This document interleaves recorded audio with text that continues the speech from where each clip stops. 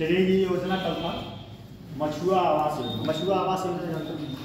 मछुआ संबंधित यहाँ पीछे ताल है और उधर मेरा रूम है।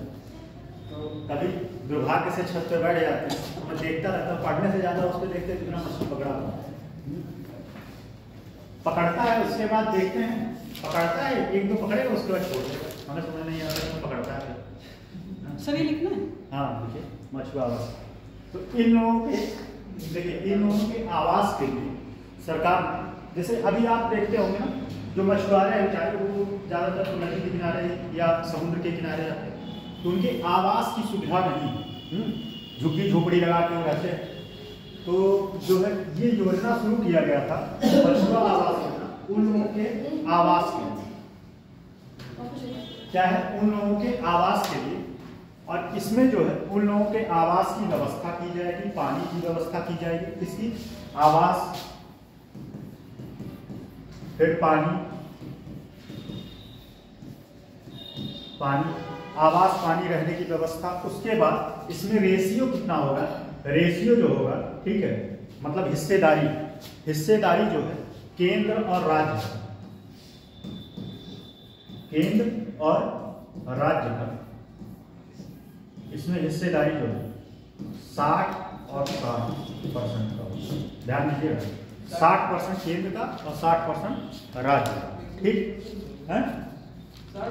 हाँ 60। और इसमें पैसा जो है, पैसा 1,20,000 दिया जाएगा ना, 1,20,000, इसमें 1,20,000। अच्छा मुख्यमंत्री आवास योजना के तहत कितना मिलता है? मुख्यमंत्री 1,20,000। इसमें बड़ी करप्शन होती है। 1,20,000 हाँ वो सही है नहीं, 1,20,000, लेकिन उसमें इतना करप्शन भ्रष्टाचार है। 1,20,000 में कई लोग मुंह मारने वाले रहते हैं, जैसे कि प्रधान कहेगा 10,000 रुपये मुझे दो। 90,000 मिलते हैं, वही बता रहे 10,000 रुपये तो प्रधान देगा, ठीक नहीं। टोटल ब्लॉक ही हो जाता है, 20 से 25,000 रुपये ले लेते हैं बगैर में अपना 1 लाख बनवा, 1 लाख में बनवा। मतलब आप सोचो आप कितना चरम पे भ्रष्टाचार है। उस 1 लाख में सही बताए तो न्यू नहीं खड़ा हो पाएगा, इतनी महंगाई है। और कौन सा ये मॉडल बनाया कि बेवकूफ टाइप का इंसान कि उसको लगा कि 1,20,000 में घर बनेगा। ये कोई मॉडल बनाया है ना, ऐसे नहीं कोई चीज़ आता है योजना। पहले उसका मॉडल बनाया जाता है, प्रैक्टिकल होता है कि हाँ इतने में बन पाएगा नहीं, किसी तरीके से बन गया होगा, अब उसी को इम्प्लीमेंट कर किया गया, ठीक। सर वो पहले बना था, अब महंगाई लेकिन अब उसको अपडेट करना चाहिए, अब उसको अपडेट करना चाहिए। उस टाइम शायद हमारे ख्याल से मेरे ख्याल से जहाँ तक है कि 5,000 6,000 रुपये का 2,000 मिलता था, 2,000 मिलता था। हाँ 2,000।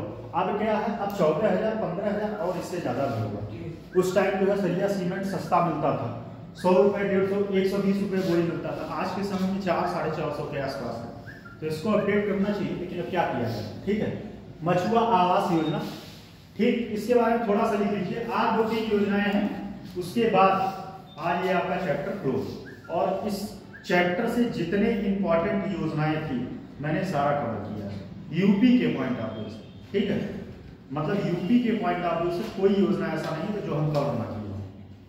तो लिखिए, यह योजना प्रदेश की मछुआ आबादी, मछुआ मतलब वही मछुआ मछली पकड़ने वाला,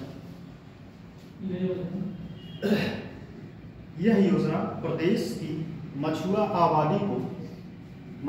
आबादी जो नदी नालों तालाबों और जलाशयों के किनारे रहती है, नदी नालों तालाबों और जलाशयों के किनारे रहती है। अगर ऐसे संख्या कम होगी तो सच बता रहे हैं ना, यूपीएससी की कोचिंग आप लोगों की बंद हो जाएगी, नुकसान हो जाएगा आपको। हाँ सच में। और ये शुरुआत से होता है, शुरुआत से होता है। अगर संख्या एक्चुअली जो एसओपी होता है उसमें लिखा है 25 बच्चों से कम क्लास नहीं चला सकते आप, इसमें जवाब देना पड़ेगा। और अगर आपकी संख्या ऐसे कम होती रहेगी तो फिर मजबूर, बहुत सारे जो है राज्यों में बहुत सारे जिले में बंद भी है, यूपीएससी की कोचिंग नहीं चल रही। हमारे मित्र हैं बहुत सारे, जैसे नाम तो नहीं लेंगे जिले का, लेकिन बहुत सारे जिले हैं कि जहाँ पे नहीं चल रही है, SSC की चल रही है। कल मैं यही बात जिक्र कर रहा था कि एक्चुअली क्या है ना, जैसे आप लोग तो बहुत सीरियस हो, मैं मानता हूँ, देखता हूँ कि आप लोग कंटिन्यू क्लास में करते हो, और कुछ लोग जो है मुझे चेहरा देख के समझ में आ जाता है कौन हवाबाजी करने आता है। जीवन 30 साल उम्र है और लगभग चेहरा देख के समझ में आ जाता है कि कौन क्या करने आता है। कुछ लोग आते हैं ज्ञान अपना दिखाना है, तो उनको तो सब बस, अगर उनको बोलने का मौका नहीं दिया गया तो जाकर फिर उसका विद्रोह मचाना शुरू कर दे। ठीक है, बोलने के लिए मौका एग्जाम में दो, एग्जाम में टेस्ट में नंबर लाओ, क्लास में सब कोई आएगा आपको। अगर आप किसी टॉपिक पे, एक थोड़ी बात कर लेते, किसी टॉपिक पे आप पहले से पढ़ के आओ, देखो टीचर क्या होता है, वो सोचता है आप लोग ये, कभी आप लोग भी टीचिंग करेंगे जीवन में तो ये चीज ध्यान रखिएगा, टीचर वो चीज बताता है जो एग्जाम के पॉइंट ऑफ व्यू से इंपॉर्टेंट है। एग्जाम के पॉइंट ऑफ व्यू से उसको पता है कि क्या क्या पॉइंट इस क्वेश्चन के लिए रिलेवेंट बताना जरूरी है। ऐसे तो समग्र है, सोचो लक्ष्मीकांत अगर कोई पढ़ाए, मैं खुद बता रहा हूँ, पहली बार लक्ष्मीकांत जब मैं पढ़ा था लगभग मुझे 6-7 महीने लगे थे, 6 से 7 महीने।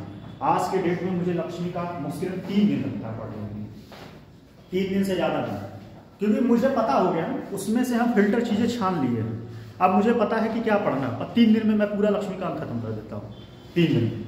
स्पेक्ट्रम की बात बताएं, स्पेक्ट्रम आप लोग देखें नहीं, हिस्ट्री स्पेक्ट्रम लगभग 1000 से ज़्यादा पेज किया, उसको फर्स्ट टाइम मैं पढ़ा था, 5-6 महीना मुझे लगा था, 5-6 महीने। उसके बाद जब पढ़े तो कम टाइम लगा। तो टीचर जो होता है वो यहाँ खड़ा होता है, वो जानता है कि क्या चीज़ें आपके लिए इम्पोर्टेंट है, टीचर वो चीज़ बताता है। अब कुछ लोग होते हैं, मैं नाम तो नहीं लेना चाहूँगा, आप लोग खुद इतने समझदार हो, कुछ लोग होते हैं कि उनको जो है अगर कोई पॉइंट छूट गया तो लगता है टीचर नहीं आता है। भाई तुमसे ज़्यादा पढ़ के आता है टीचर, तो तुम एक किताब पढ़ते हो, 4 किताब पढ़ के आता है, और उसको पता है कि कौन सा पॉइंट क्या जरूरी है, क्या डिस्कस करना चाहिए क्लास में। लेकिन उनको लगता है कि ये पॉइंट छूट गया, अब उनको बताने का मौका मिलना चाहिए क्लास में, अपने आप को शो आउट करने के लिए। शो आउट करने के लिए मेरा मानना है ये बेस से ज़्यादा बेटर है आपका एग्ज़ाम। जब आप एग्ज़ाम क्वालिफाई करते हैं, यहाँ पे आके टीचर ही कहेगा ये बच्चा पढ़ा था और एग्ज़ाम क्वालिफाई हुआ।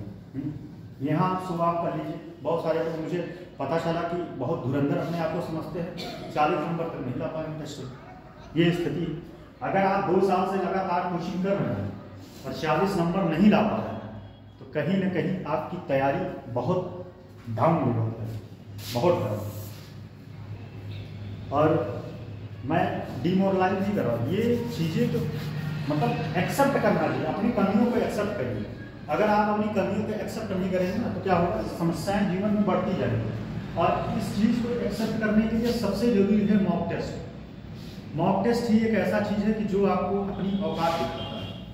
आप कितना भी थ्योरी पढ़ते रहो। सच बताएं, आप फंडामेंटल राइट पढ़े हैं और 4 क्वेश्चन दे दे फंडामेंटल राइट से नहीं लगा पाए। फंडामेंटल राइट आपको रटा है, ईमानदारी सीरियसली बता रहे हैं, 4 क्वेश्चन दे दें फंडामेंटल राइट से, एक भी क्वेश्चन नहीं लगा पाओगे। बस थोड़ा सा इसमें इधर उधर करना है, लाइन में क्वेश्चन थोड़ा सा इधर उधर किए, आप क्वेश्चन गलत कर दें। जब मॉक टेस्ट लगाते हैं तो उससे आपकी कमियों को पता चलता है कि अच्छा मुझे अभी इस टॉपिक पे काम करना है, इस टॉपिक पे काम करना है। इससे आप एग्जाम के लिए तैयार होते हैं। एग्जाम हम लोग क्या है, बहुत सारा टेस्ट मारे, आज मैं बहुत सारा एग्जाम के पहले मेरा एक कॉन्सेप्ट रहता था, आज भी मैं टेस्ट मारता हूँ। एग्जाम के पहले जो है टेस्ट मारना मोस्ट इम्पोर्टेंट है। अगर आप 2 महीने पहले से टेस्ट नहीं मार रहे हैं तो आप समझिए एग्जाम से दूर हैं। टेस्ट मारने से 3-4 चीज फायदा है। एक तो टाइम मैनेजमेंट, आप विदिन टाइम अपना पेपर जो है कंप्लीट कर पाएंगे और पेपर को कई बार पढ़ पाएंगे। जैसे मान लीजिए आपका स्पीड स्लो है, मैं बताऊं जब मैं फर्स्ट टाइम गया था, अपनी बात, मैं किसी का एग्जाम्पल नहीं लेता, मैं अपनी एग्जाम्पल देता हूँ क्योंकि मैं फेस किया हूँ उस चीज़ को। जब फर्स्ट टाइम मैं पीसीएस में बैठा था, बताए एक बार पेपर पढ़ने मुझे हालत खराब हो गया था, सीरियसली बता रहा हूँ। फर्स्ट टाइम से 120 क्वेश्चन तक पढ़ पाया, पेपर टाइम खत्म, समझ में नहीं आया। मुझे समझ में आया कि ये गलती मेरी है। अगली बार मैंने खूब प्रैक्टिस करके गया और सच बताएं ईमानदारी से 3 बार मैंने पेपर पढ़ा था, 3 बार। तो मुझे ये समझ में आ गया अब जैसे मैं टेस्ट मारता था तो मैं टेस्ट मारने के बाद मैं एनालिसिस पूर्ण नहीं करता था, 1 से 2 घंटे बाद, और मैं एक रफ शीट लेता था और उस रफ शीट में टॉपिक लिखता रहता था। इस टॉपिक से मेरा ये क्वेश्चन, इस टॉपिक से मेरे इतने क्वेश्चन गलत हुए, इस टॉपिक से मेरे इतने क्वेश्चन गलत हुए, और फिर मैं पूरी किताब नहीं पढ़ता क्योंकि ऑलरेडी मैंने किताब पढ़ रखा था। मैं जाके उस टॉपिक को पढ़ता था, जाके उस टॉपिक को पढ़ता था।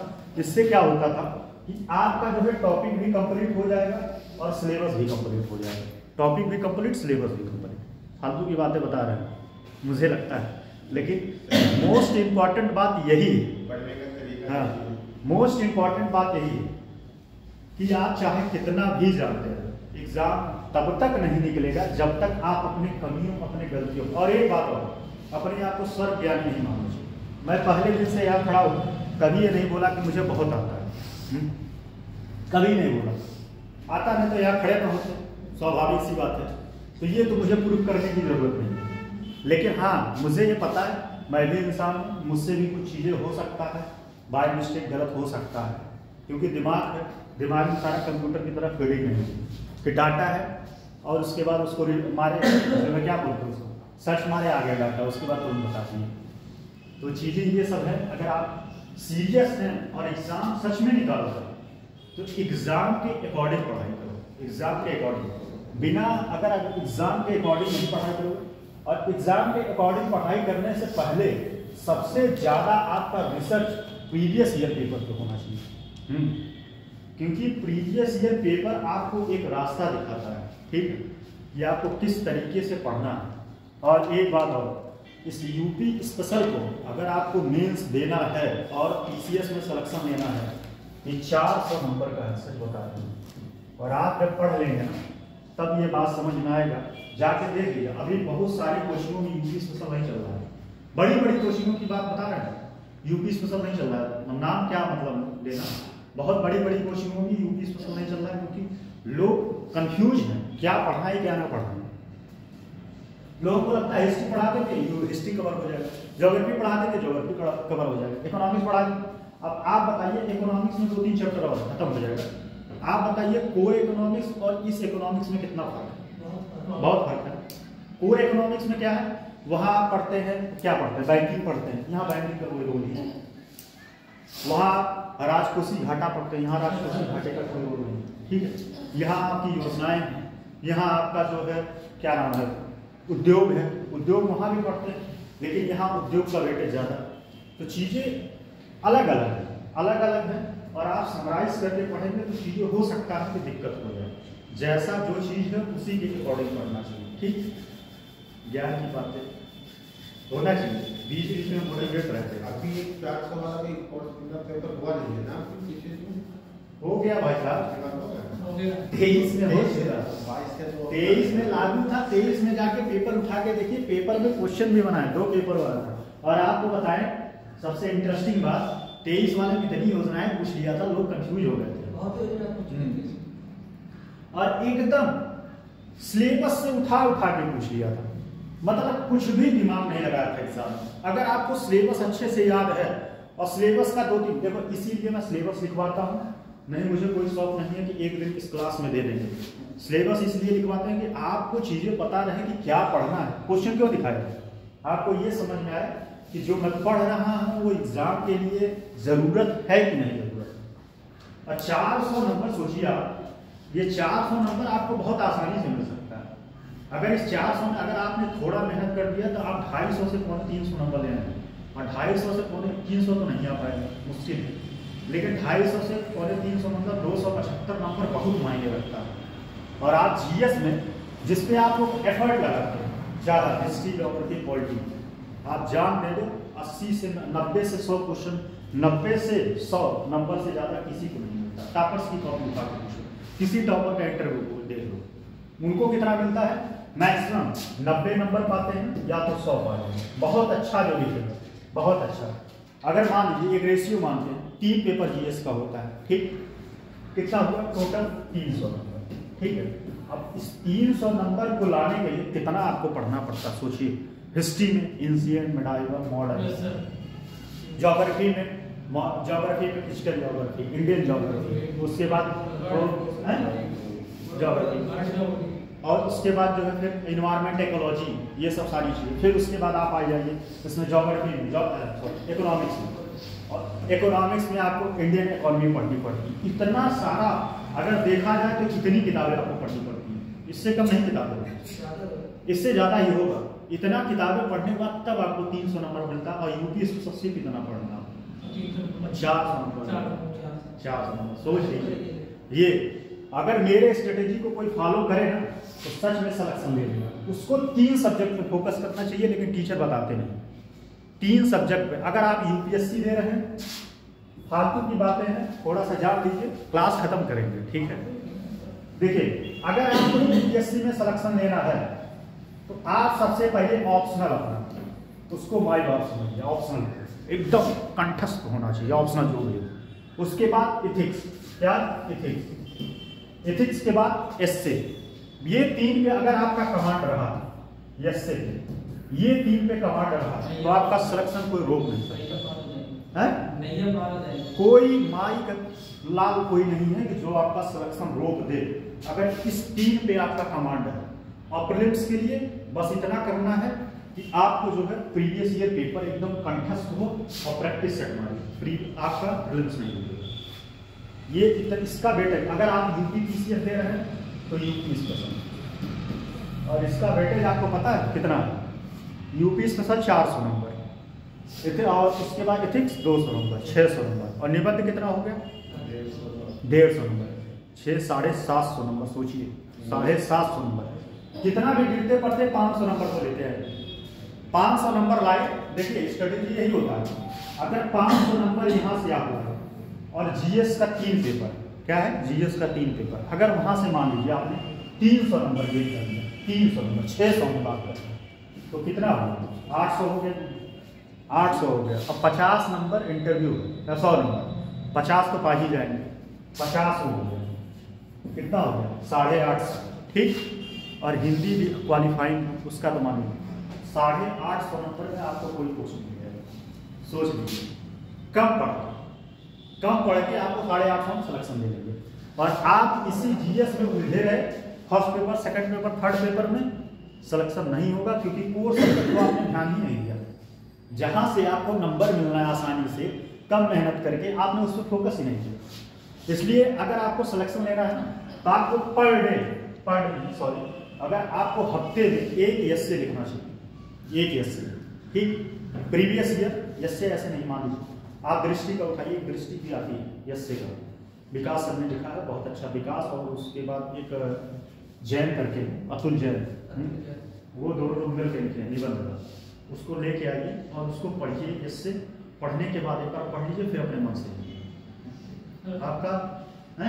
पिछले बार जो कॉन्विजन पढ़ाते थे वो ऐसे लिखवाते थे, वो देते थे, क्या ऐसे लिखने को देते थे। हाँ, हम खुद भी दे सकते हैं, आप लोग लिखेंगे नहीं, क्वेश्चन देते हैं, लिखते हैं, तो इससे क्या है, तो क्या है आप जो है आप इससे एक लिखा करिए, एक ऐसे लिखा करिए। एथिक्स अभी आपकी क्लास नहीं चली, एथिक्स जिस दिन चल जाए, एथिक्स इतना बेहतरीन सब्जेक्ट है, कहीं कोई फैक्ट वाली बात ही नहीं है, सब कॉन्सेप्ट और सब करंट के एग्जाम्पल से जोड़ के पढ़ना। मुझे लगता है एथिक्स कितना आसान कुछ नहीं। हाँ, एथिक्स मतलब नैतिकता। अब आपको इतना तो पता है, इतने बड़े हैं कि नैतिकता क्या होता है, ठीक। तो अगर इतना आप मेहनत करते हैं, एफर्ट लगाते हैं, सिलेक्शन आपका रुक नहीं सकता, सच बता रहे हैं। सर आपका ऑप्शन कौन सा है? मेरा जो है, मैं 2 ऑप्शन पढ़ चुका। पहले मेरा जब दिए थे तो सोशोलॉजी ऑप्शनल था, ठीक। तो एक्चुअली क्या है, हिंदी मीडियम में सोशोलॉजी में नंबर नहीं उठता था, तो मैंने फिर चेंज कर दिया, फिर मेरा हिंदी साहित्य ऑप्शनल है। सर उसका पास नोट्स हो गए, हिंदी साहित्य का सर नोट्स भी हो गया सर। हाँ, नोट्स तो है हिंदी साहित्य। हाँ, हिंदी साहित्य का मेरा खुद का नोट्स है, मैंने हिंदी साहित्य का 2 नोट्स बनाया है, और विकास सेक्शन में हिंदी साहित्य बनाया।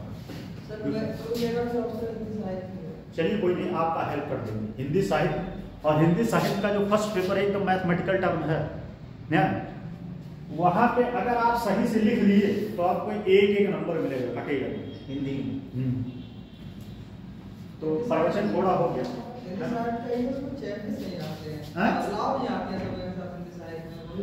क्या हुआ, हिंदी साहित्य का जो है उसमें बदलाव नहीं आता है। ना कुछ नहीं, वही रहता है, वही सूरदास, कालिदास और क्या नाम है, महादेवी वर्मा, ये सब वही लोग जो लिख के चले गए हैं वही हाँ। गोदान, अब गोदान में आप क्या मुंशी प्रेमचंद में क्या बदला है, रामचंद्र शुक्ल है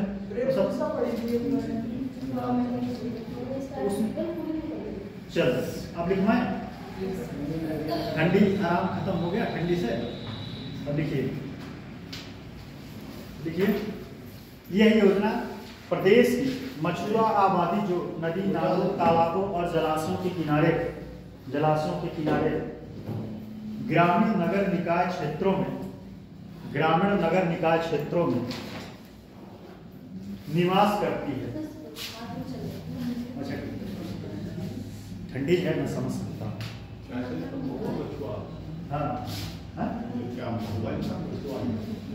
मछुआ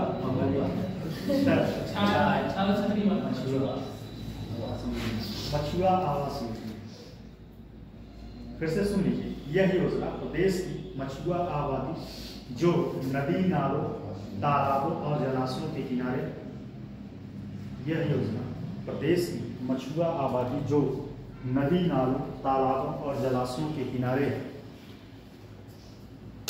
ग्रामीण नगर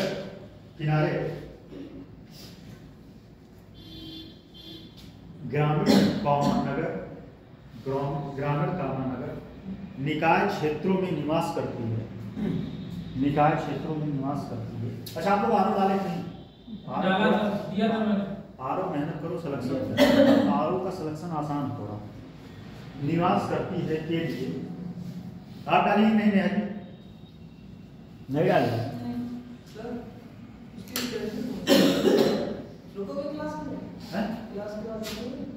नहीं आज तो नहीं रुक पाएंगे, आज रुक जाएंगे, आज तो नहीं रुक पाएंगे, आज हमको बहुत जरूरी है। निवास करती है के लिए बनाई गई उनका मकान अक्सर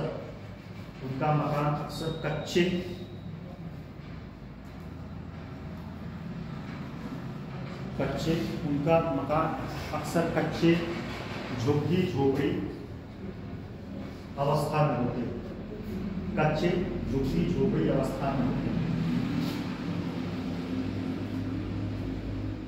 इस योजना का उद्देश्य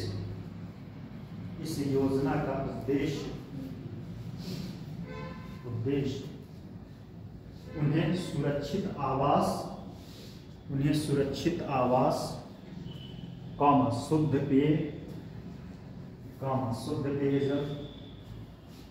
शुद्ध पेयजल और सामुदायिक भवन जैसी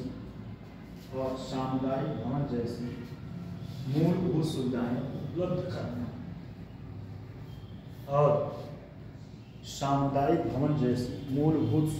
उपलब्ध करना कराना। योजना के लाभ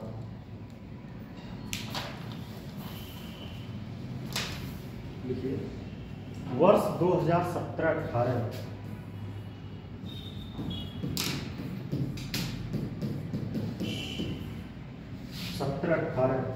से वर्ष 2017-18 से आवास विहीन मछुआरों को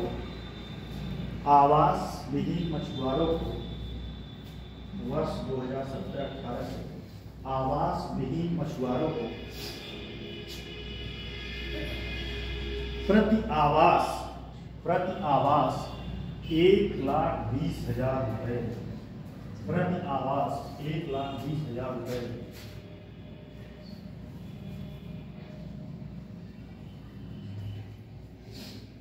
की सहायता प्रदान की जाती है। अच्छा ये बात तो सही भी है, सरकार ये तो कहता नहीं कि हम आपका घर बनवा दें, वो आपके मकान बनवाने में थोड़ा सा सहायता करता है तो कहीं ना कहीं ठीक भी है, सहायता प्रदान की जाती है। दूसरा पॉइंट दूसरा पॉइंट, इसमें 60,000 केंद्र सरकार और 60,000 राज्य सरकार,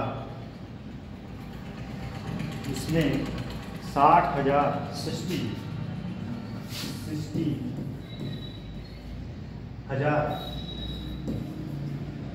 राज्य सरकार और 60,000 केंद्र सरकार द्वारा प्रदान किए जाते हैं, ठीक है। चलिए ये योजना खत्म, बस इसमें यही बात मतलब 60,000 केंद्र सरकार, 60,000 राज्य सरकार द्वारा प्रदान किए जाते हैं, ठीक है।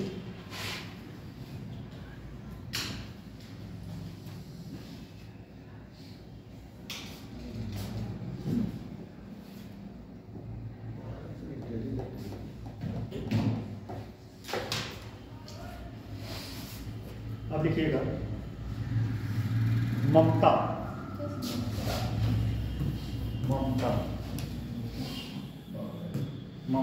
ब्रैकेट में लिखिएगा मानसिक रूप से ममता, आधा में नहीं है, ध्यान दीजिएगा, ममता मानसिक रूप से चुनौतीग्रस्त बालिकाओं का राष्ट्रीय विद्यालय, मानसिक रूप से उसी में है ब्रैकेट में, मानसिक रूप से चुनौतीग्रस्त बालकों और बालिकाओं का विद्यालय, बालकों और बालिकाओं का विद्यालय, राष्ट्रीय विद्यालय। अच्छा, इसमें थोड़ी बात समझ, पहली बात तो ममता योजना आपकी 2 शहर में, प्रयाग और एक जो है आपका वहां पे प्रयाग और लखनऊ,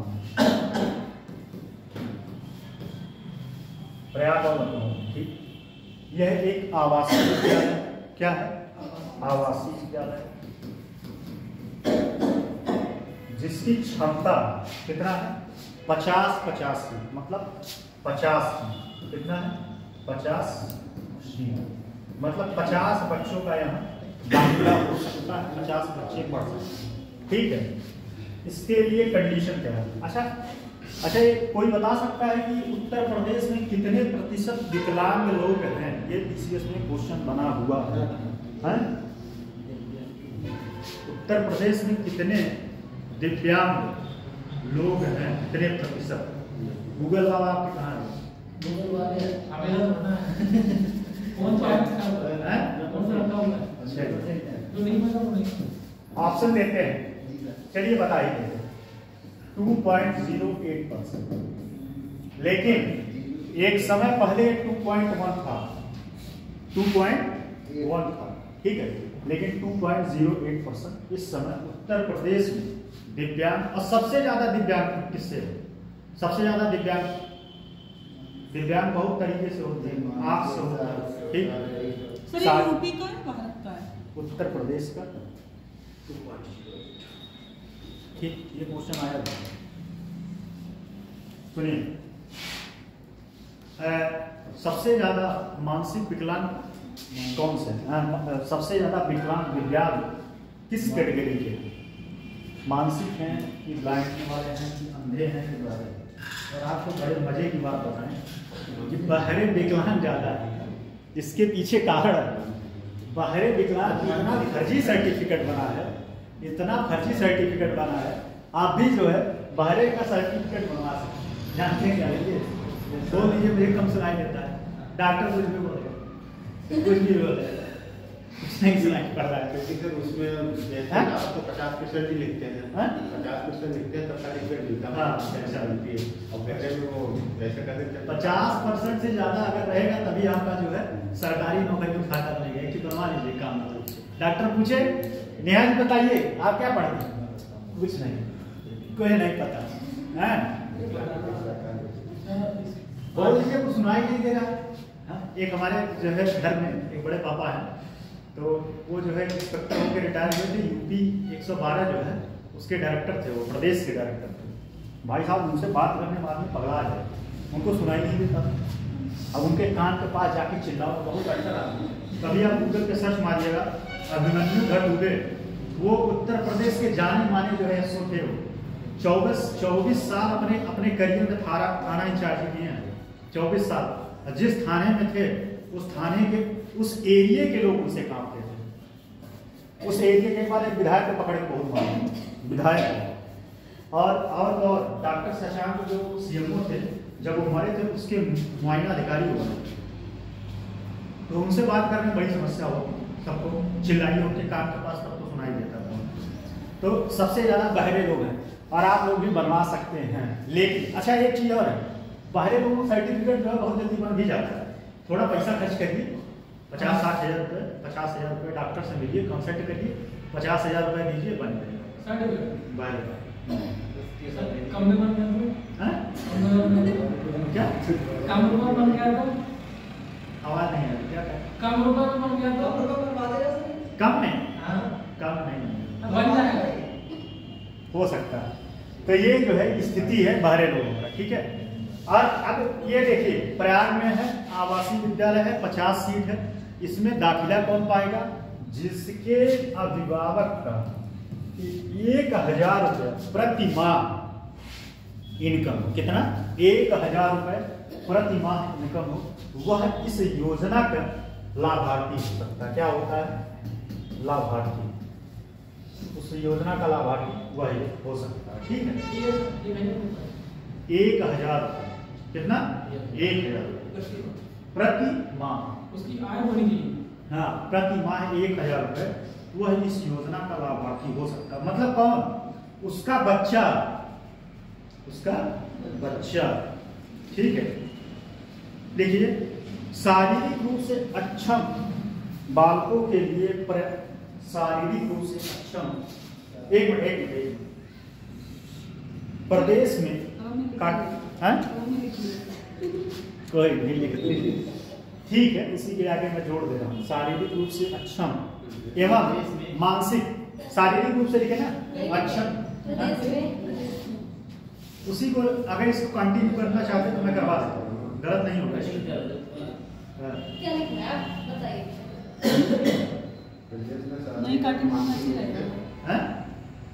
चलिए, जिसका जो मन हो उसके आगे, ठीक है। प्रदेश में मानसिक रूप से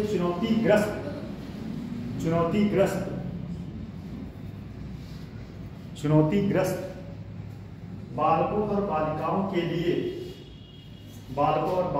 लिए एक विद्यालय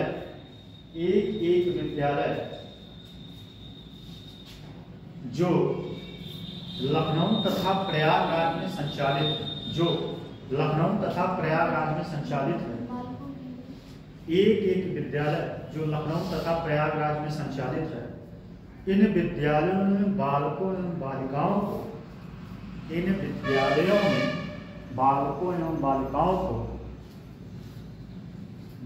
को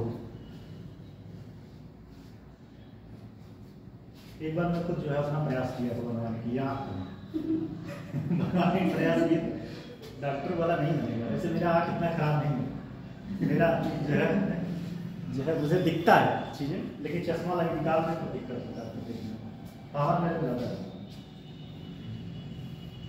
बालकों एवं बालिकाओं को मनोवैज्ञानिक पद्धति से निःशुल्क शिक्षा, मनोवैज्ञानिक पद्धति से साइंटिफिक मनोवैज्ञानिक, हाँ, साइंटिफिक तरीके या साइंटिफिक उसको बोलते हैं, पद्धति निःशुल्क शिक्षा प्रदान की जाती है। निःशुल्क शिक्षा प्रदान की जाती है। पूर्णा प्रत्येक विद्यालय की आवासीय छात्र क्षमता 1 छात्र क्षमता 50-50 है, मतलब 50 क्या नाम है, 50-50 है।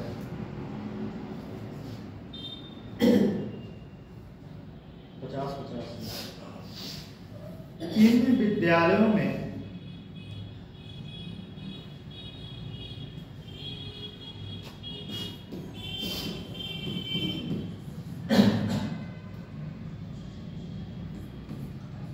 लिख लीजिए, इन विद्यालयों में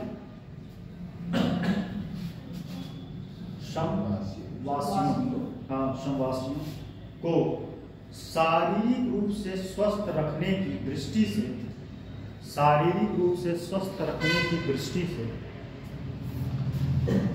व्यावसायिक प्रशिक्षण भी दिया जाता है।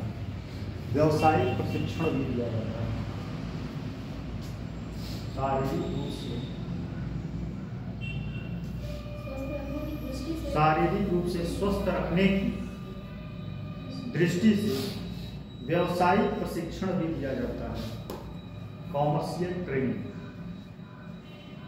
दिया जाता है। पूर्ण जिन संवासियों के अभिभावकों की मासिक आय 1,000 रुपये प्रति माह तक है। मासिक आय 1,000 रुपये प्रति माह तक है। उनके भरण पोषण पर सरकार द्वारा 2,000 रुपये प्रति माह, सरकार द्वारा 2,000 रुपये प्रति माह संवासी की दर से व्यय किया जाता है प्रत्येक छात्र को। सरकार व्यय किया जाता है 2,000 की दर से व्यय किया जाता है। ठीक है, एक और लिखिएगा,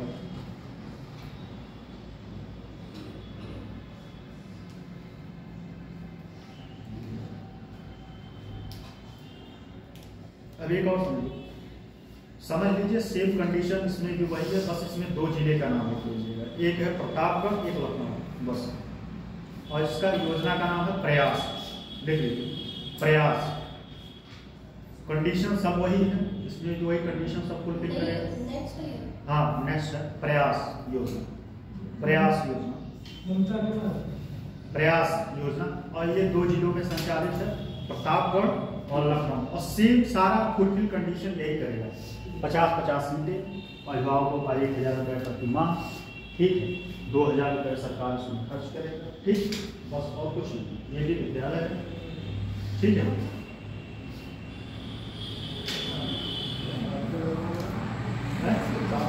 प्रतापगढ़ और लखनऊ 50-50 सीटें। फिर अगला ई सुविधा परियोजना।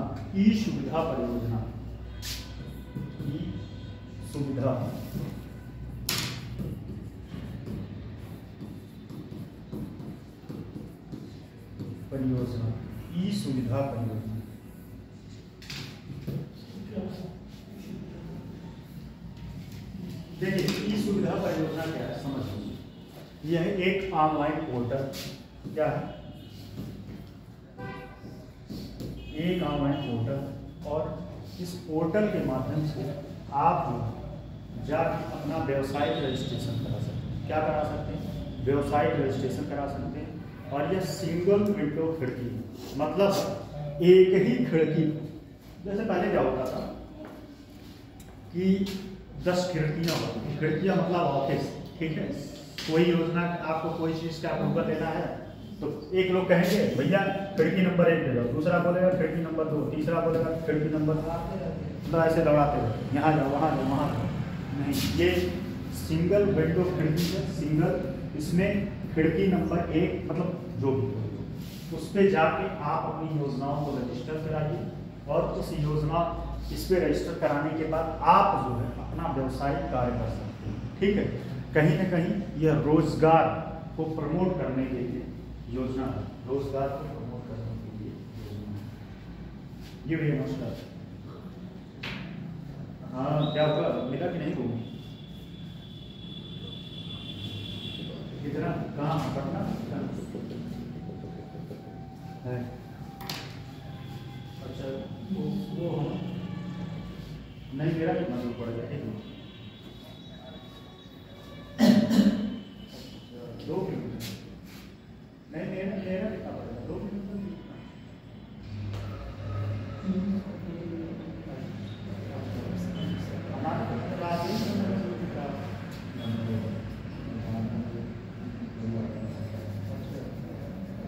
एक लड़के से मैं पूछा था वहाँ पटना से, तो बोला भैया यहीं पास में है आप जो रहती है तो बहुत दूर नहीं है, पास में इनके यहाँ से अच्छा ये बताइए हमारा सेकंड एसी में है टिकट, सेकंड एसी में अभी पॉसिबिलिटी उसमें दिखा रहा है 67 क्या हो जाएगा?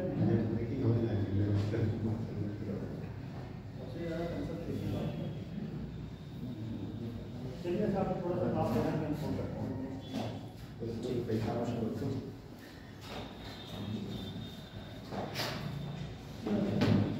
ठीक, तो ये जो है एक योजना है जिसपे आप जाके इस पोर्टल पर रजिस्ट्रेशन कराएंगे और अपना बिजनेस स्टार्ट करिए। ठीक, बिजनेस सेटअप करिए।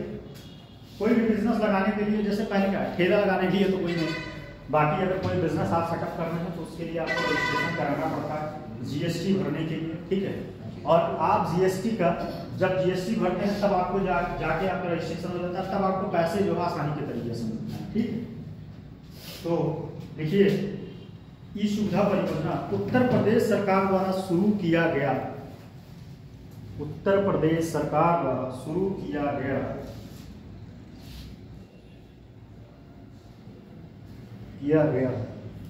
ई सुविधा पोर्टल का मुख्य उद्देश्य, ई सुविधा पोर्टल का मुख्य उद्देश्य नागरिकों और कारोबारियों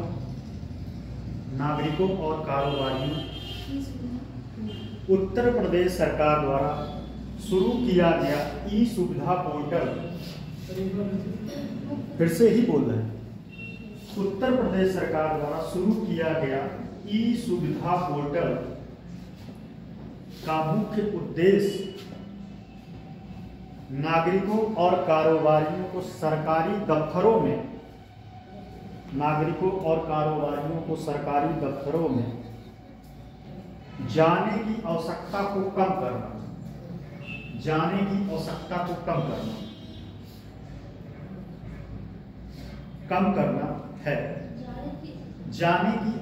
को कम करना है मतलब आप जाके ऑफिस का चक्कर मारना है। ठीक है, टाइम की बचत, पैसे की बचत पूर्ण। यह पोर्टल विभिन्न प्रकार की सेवाएं, यह पोर्टल विभिन्न प्रकार की सेवाएं प्रदान करता है। यह पोर्टल विभिन्न प्रकार की सेवाएं प्रदान करता है जिसमें लोग घर बैठे ही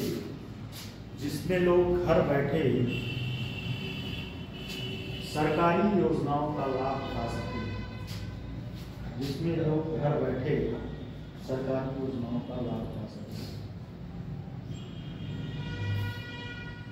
ठीक, पैराग्राफ चेंज करके दीजिएगा।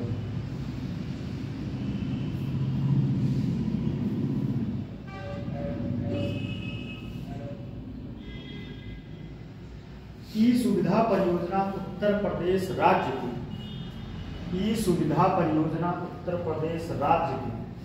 75 डिस्ट्रिक्ट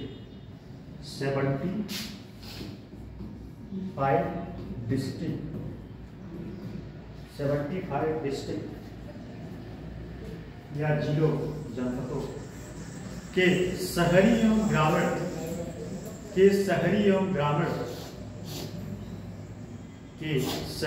ग्रामीण नागरिकों को विभिन्न, धीरे बोल रहे हैं, जहाँ आप लोगों का हाथ नहीं चल रहा है। हाँ, ठंडी है, मुझे पता है। शहरी एवं ग्रामीण नागरिकों को विभिन्न सरकारी विभागों की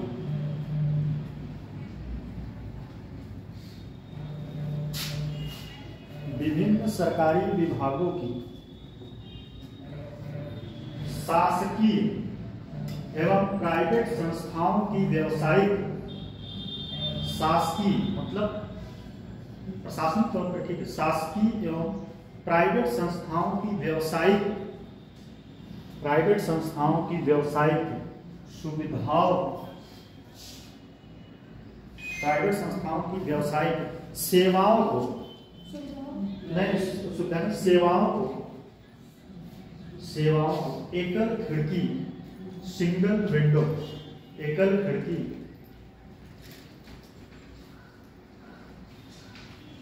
पर ही समस्त सुविधाएं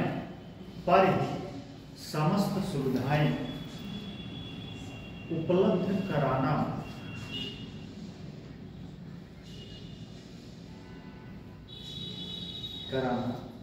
इस पोर्टल का उद्देश्य है, पोर्टल का उद्देश्य, ठीक है। जिनमें 19 जनपदों में, जिनमें या जिसमें जो 19 जनपदों में build on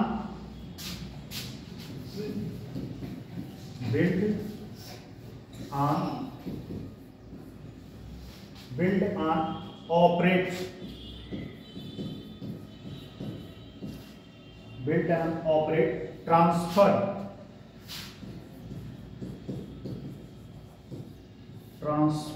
model, build on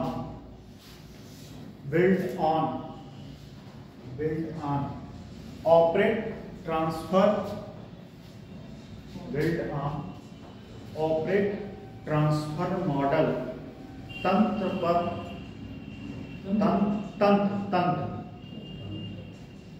पर क्रियान्वित एवं संचालित है।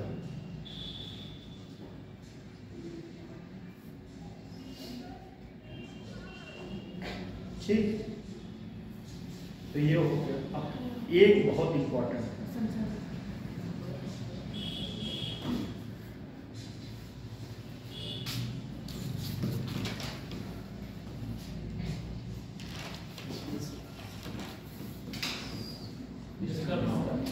चलती है गवर्नमेंट में।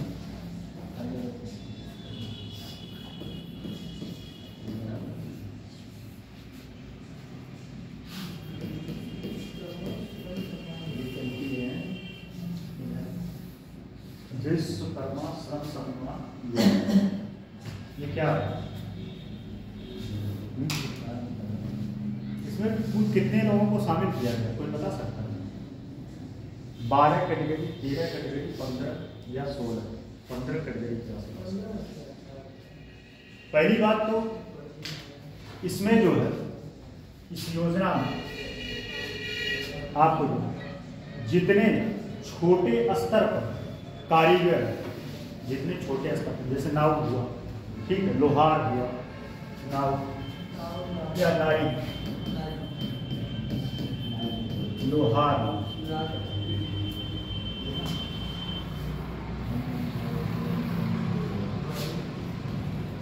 नाई, लोहार,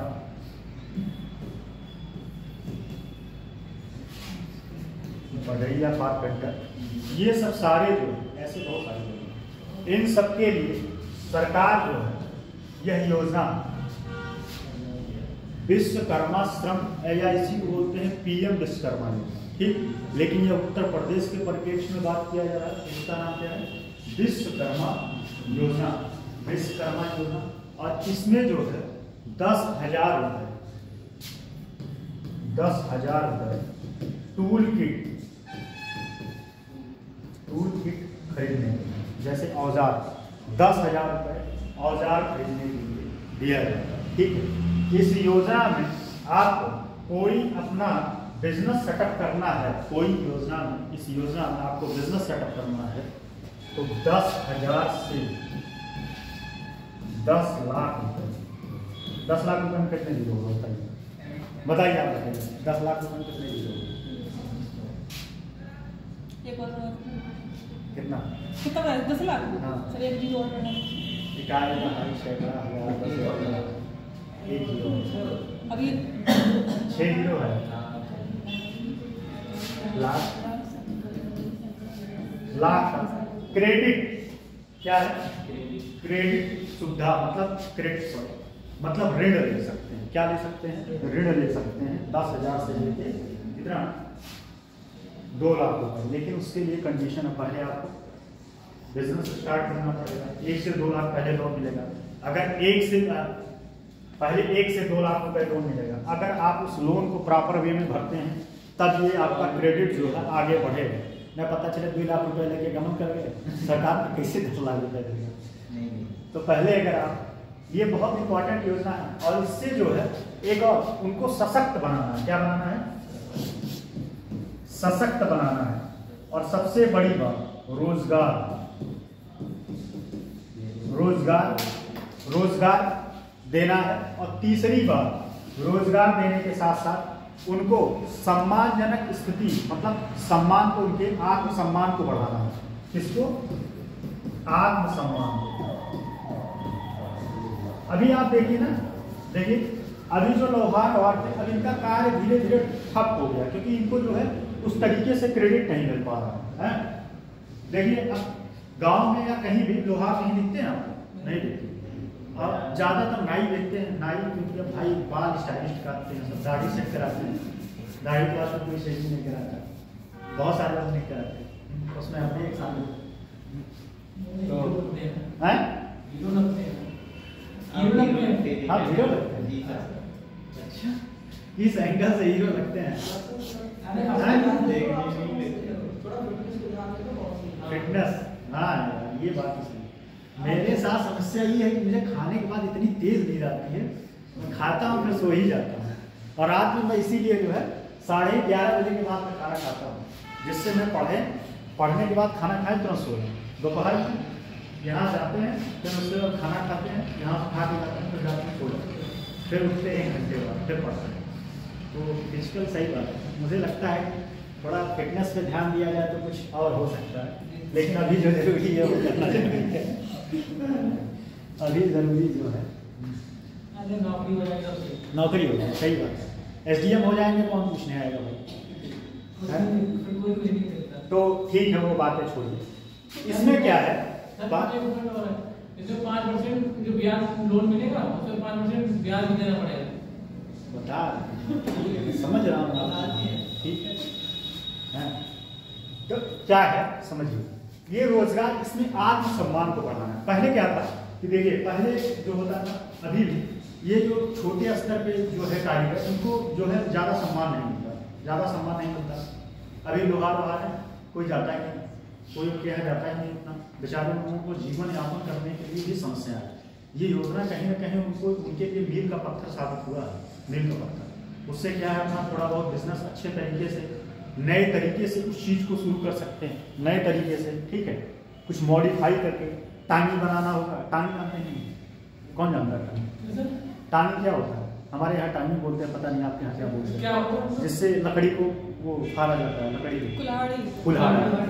हाँ कुल्हाड़ी उसका मेरे यहाँ टांगी बोलते हैं। जो कुल्हाड़ी सही है, कुल्हाड़ी मैं ख्याल नहीं कर पा रहा था तो लोकल लैंग्वेज।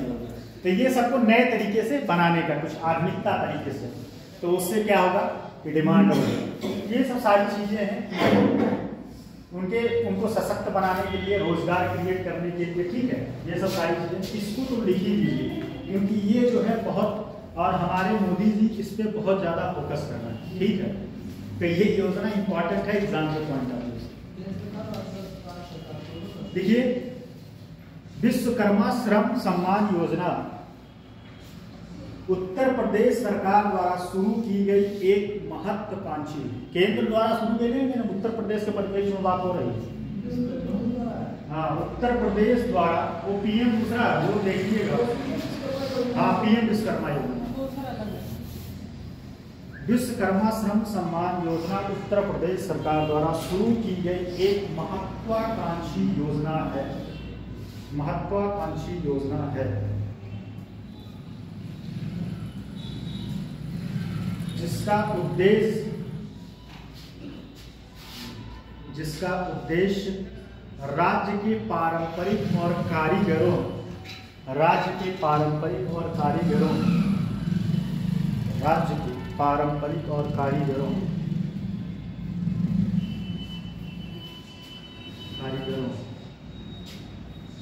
और दस्तकारों को आर्थिक रूप से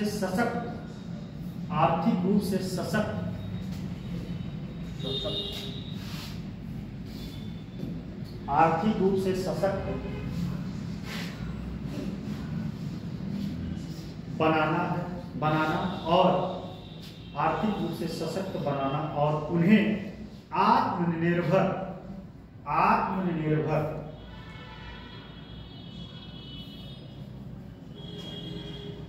बनाने का लक्ष्य है। आत्मनिर्भर बनाने का लक्ष्य है।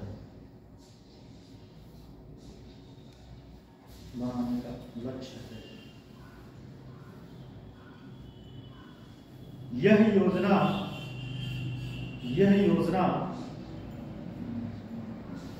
वित्तीय सहायता और कौशल विकास प्रशिक्षण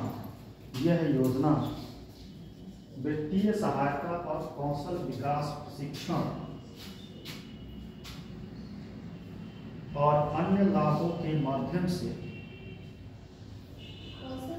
कौशल विकास प्रशिक्षण और अन्य लाभों के माध्यम से इन कारीगरों के जीवन स्तर को कौशल विकास प्रशिक्षण और अन्य लाभों के माध्यम से इन कारीगरों के जीवन स्तर को बेहतर बनाने का प्रयास करती है।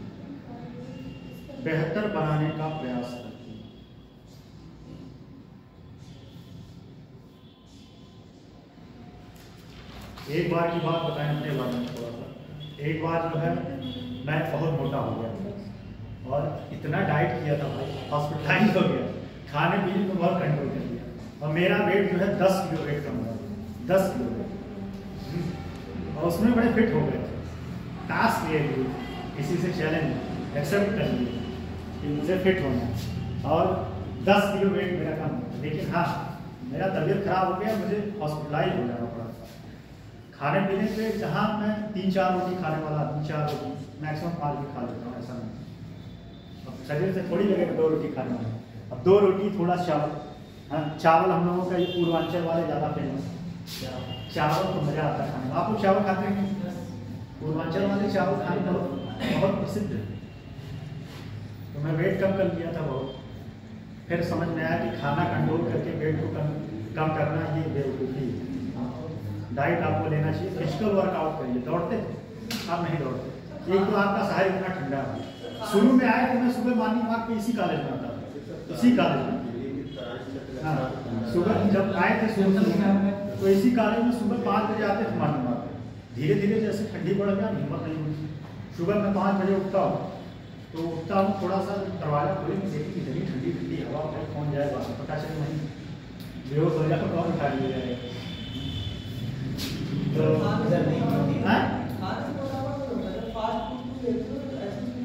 फास्ट फूड तो मैं वैसे भी नहीं खाता, क्योंकि ऑलरेडी मुझे एक समस्या है। मेरे किडनी में जो है वो है क्या, स्टोन बहुत बड़ा है, इसको ऑपरेट करना है। बस टाइम नहीं है, 10 मिनट। दवा खाते हैं, रोज खाते हैं, दवा खाते हैं, पढ़ लिखा। दवा में खाएं तो फिर रह नहीं पाएंगे, इतना दर्द करेगा। कई बार मुझे 5-6 इंजेक्शन देसी से मुझे निकल जाएगी सर। मेरे भैया की निकली है, मेरे भैया की 14 मेरा तो 10 mm नहीं, इसको ऑपरेट कराना है लेजर से। पानी खूब पीते हैं, कम से कम 4-5 लीटर पर डे, 5 लीटर से ज़्यादा है। अब देखिए योजना के मुख्य बिंदु। देखिए छोटे उद्योग स्थापित करने के लिए, छोटे उद्योग स्थापित करने के लिए योजना के मुख्य उद्देश्य, छोटे उद्योग स्थापित करने के लिए 10,000 रुपए से 10 लाख रुपए तक आर्थिक सहायता, 10,000 रुपए से 10 लाख रुपए, लिखे तो 10 लाख रुपए तक की आर्थिक सहायता, आर्थिक सहायता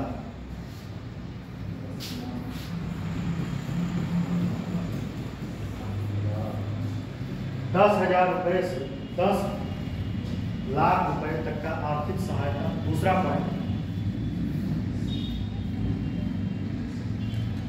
1 लाख और 2 लाख रुपए तक का, 1 लाख और 2 लाख रुपए तक का बिना सिक्योरिटी वाला लोन। इसका मतलब क्या? बिना गारंटी का लोन।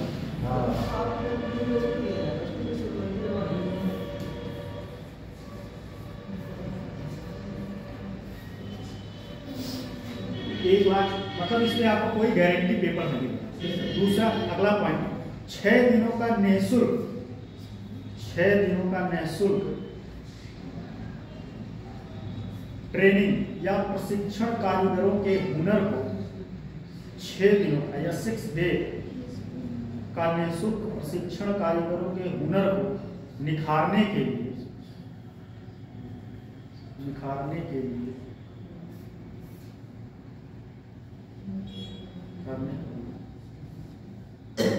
500 रुपए प्रतिदिन, 500 रुपए प्रतिदिन प्रशिक्षण के दौरान, 500 रुपए प्रतिदिन प्रशिक्षण के दौरान सहायता प्रदान की जाएगी। 500 रुपए प्रतिदिन सहायता प्रदान की जाएगी। ठीक है, जब वो 6 दिन, अच्छा ये ट्रेनिंग इसलिए करवाते हैं, सुनिए, ट्रेनिंग इसलिए करवाते हैं क्योंकि जैसे वो पुराने घर में अपने कार्य को बढ़ा रहे हैं, ठीक है, तो उनको क्या है, नए तरीके से, सुनिए, नए तरीके से उनको चीजों को, अपने व्यवसाय को आगे बढ़ाने के लिए ट्रेनिंग दी जाती है, स्किल दी जाती है। ठीक है, स्किल दी जाती है कि वो अपना जो है नए तरीके से बिजनेस को आगे चलाता है। ठीक, नए तरीके से बिजनेस को आगे चलाता है। ठीक है, अब अगला है, अगला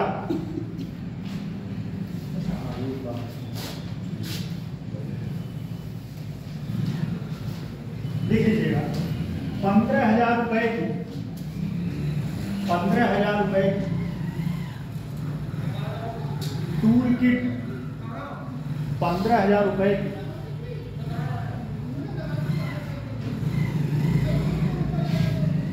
टूल किट सहायता राशि पर, 15,000 रुपए की टूल किट खरीदने के लिए, टूल किट खरीदने के लिए सहायता राशि दी जाएगी, सहायता राशि दी जाएगी। हम 10,000 बोल दिए थे, मिस्टेक से, गलती से 15,000। ठीक, अब निष्कर्ष लिख लीजिए।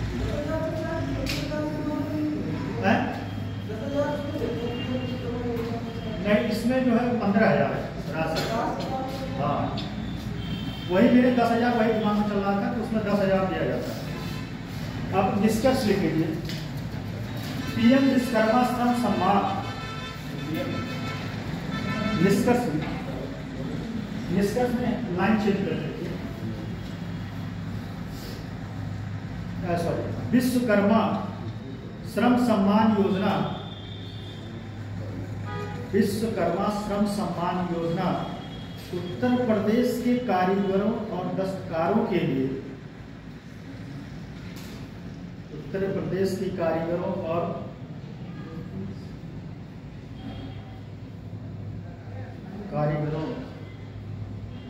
दस्तकारों के लिए एक क्रांतिकारी पहल, क्रांतिकारी पहल,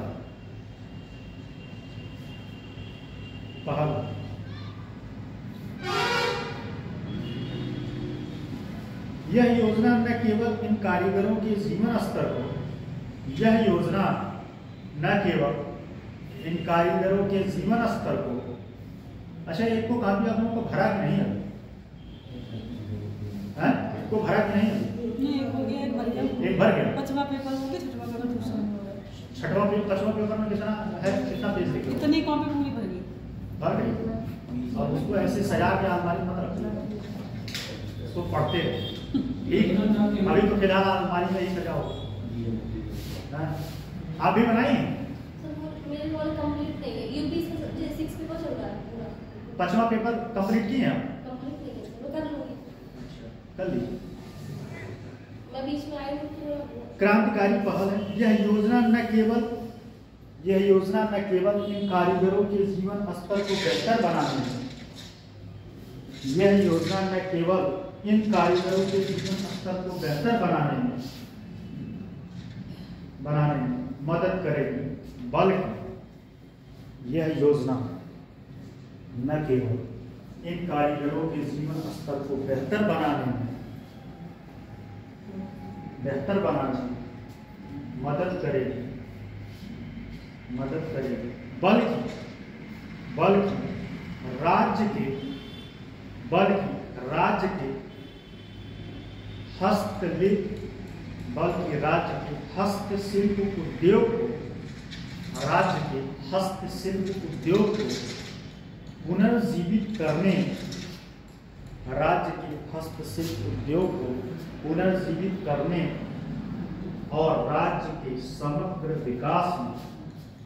बल्कि राज्य के हस्तशिल्प उद्योग को पुनर्जीवित करने और राज्य के समग्र विकास में, योगदान करने में महत्वपूर्ण भूमिका निभाएगी।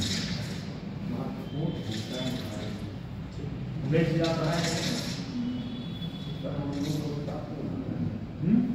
जैसे हम मान लो कोई योजना पढ़ते हैं या मान लो जो खनिज पढ़ते हैं तो खनिज में हम पूरे 3 या 4 पेज बना देते हैं, हिसाब से जैसे मेथ्स में भी लिखी तो बहुत सारे कुछ हिसाब से मुझे निकालिए।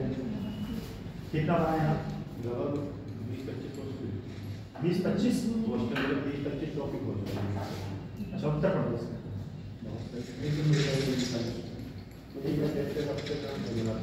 और ये पेज पे लिखने अच्छा, पेज पे लिखने से फायदा होता है, कोई भी चीज आप ऐड ऑन कर सकते हैं हमेशा। हाँ, हमेशा ऐड ऑन। तो ये रहा आपका PM विश्वकर्मा। ठीक, और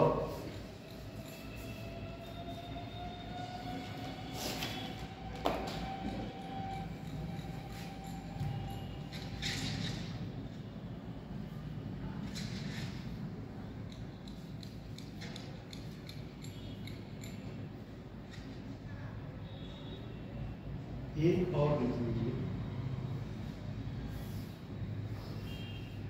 अच्छा हाँ, ये बात होता है, जब कोविड आया था,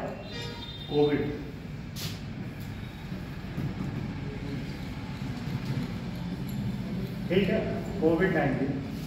कोविड-19 के दौरान जिन भी बच्चों के अभिभावक माता या पिता या दोनों कोविड के दौरान उनका मृत्यु हो गया, उनको सरकार जो है कितने वर्ष तक कितना रुपए देने के लिए, सहायता देने के लिए घोषणा की, बताइए। पढ़ाई लिखाई पता था? हाँ, पढ़ाई लिखाई कितना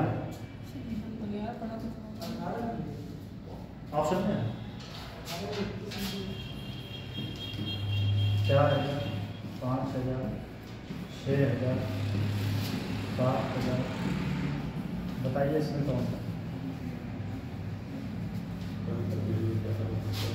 है? कितना? 4,000। कितना? 4,000। 18 वर्ष की उम्र, कितना? 18 वर्ष की उम्र तक 4,000 रुपये उसको जो है सहायता प्रदान की जाएगी। ठीक है, और कितने से? वर्ष 0 से 18 वर्ष। मतलब ये योजना लागू किसके ऊपर होगा? 0 से 18 वर्ष के बीच उसकी उम्र होनी चाहिए, ठीक, वह जो है। और एक चीज और, यह कब उसके पात्र होंगे ये समझ लीजिए बस। 1 मार्च 2020, 1 मार्च 2020, ध्यान, 1 मार्च 2020 के बाद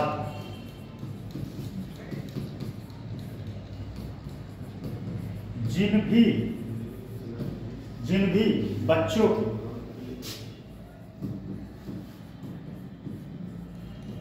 माता पिता या दोनों की मृत्यु हुई, कब? 1 मार्च 2020 के बाद। देखिए 1 मार्च 2020 के बाद माता पिता या दोनों की मृत्यु हुई, वह इस योजना का पात्र होगा या लाभार्थी होगा, ठीक। वह इस योजना का पात्र या लाभार्थी होगा। उसको 4000 रुपये प्रति माह दिया जाएगा। कब तक? 18 वर्ष। कब तक? 18 वर्ष। ये याद रखिए, ये प्रीलिम्स के लिए भी बन जाएगा कि यह योजना का लाभार्थी कब होगा। तो 1 मार्च 2020 के बाद, ठीक। और उसकी उम्र कितना? 0 से 18 वर्ष। कितना? 0 से 18 वर्ष के बीच में। कितना मिलेगा? 4000 रुपये प्रति माह, ठीक। बात समझ में? अब एक और योजना है, देख लीजिए, नया सवेरा योजना। इसको लिख लीजिए, नया सवेरा योजना।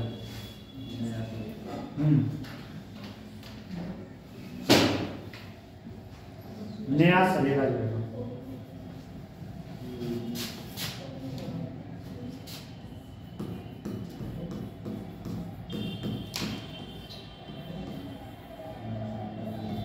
ये शुरू किया गया 2017 में। नया सवेरा योजना देखिए,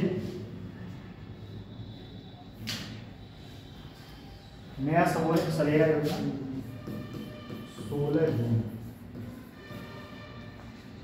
अच्छा बताइए 16 जून को क्या मनाया जाता है? कौन सा है? बताइए, कौन बताइए, बताइए नहीं, 16 जून को क्या मनाया जाता है? सर मुझे ध्यान नहीं आ रहा। आप बताएं, आपका नाम क्या है? सर ऑप्शन दे दो। नहीं, क्या नाम? यशु। यशु जी आप बताएं, आप बताएं। तेज प्रताप। तेज प्रताप की तेजपाल? तेज प्रकाश। मेरा एक दोस्त है, उसका नाम है तेज प्रताप, वही मुझे ख्याल आता है। तेज प्रताप। बताएं ओजोन दिवस कब मनाया जाता है? 16 सितंबर है सर वो तो। और 16 जून को क्या मनाया जाता है? कुछ भी चिपका दोगे सर। चिपकाने नहीं, इसीलिए तो पूछे आप। 16 जून से ध्यान नहीं आ रहा मुझे, मैंने याद रहा बट याद नहीं आ रहा। 16 जून को कुछ तो मनाया जाता है। चलो कोई नहीं, क्या जरूरत है, छोड़ो। देखिए नया सवेरा कार्यक्रम का उद्देश्य, नया सवेरा कार्यक्रम का उद्देश्य कोविड वाला लिख लिए कि नहीं? जो पॉइंट था नहीं लिख लिया, उसमें लिखाएंगे नहीं, हम बता दिए जो पॉइंट था। नया सवेरा कार्यक्रम का उद्देश्य हमारे समाज से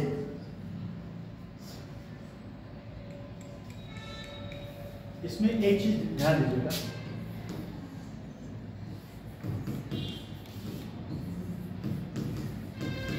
जो बालक श्रम में लगे हैं, जो 14 साल से कम उम्र के हैं, बालक श्रम में लगे हैं, ठीक है, 14 साल से कम आयु के बच्चों को स्कूल पहुंचाने का लक्ष्य, 14 से